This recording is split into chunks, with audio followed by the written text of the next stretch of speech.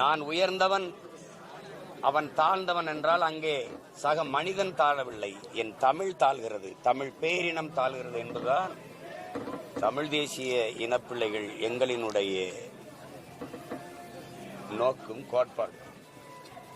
அதனால் சக மனிதனை தாழ்த்தி வீழ்த்தி சுகம் காண்பது என்பது மாநில குலத்திற்கு பிடித்திருக்கிற மனநோய் என்றுதான் கருத வேண்டும்.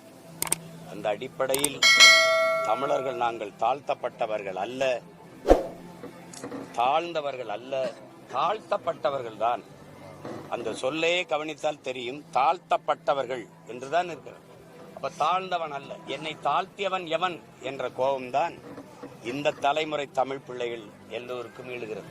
இப்படித்தான் தாத்தா இமானுவேல் சேகரன் அவர்களுக்கும் எழுந்த ஒரு பெரும் கோபம், பெரும் தீ அது. அப்படி சாதிய இழிவையும் தீண்டாமை கொடுமையையும் துடைத்தெறிய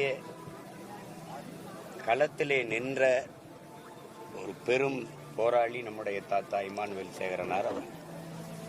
சாதியை ஏற்றதாலுவலற்ற உயர்வதாலுவற்ற ஒரு சமதர்ம சமூகம் படைக்க எண்ணற்ற நமது முன்னோர்கள் இந்த மண்ணிலே போராடி இருக்கிறார்கள்.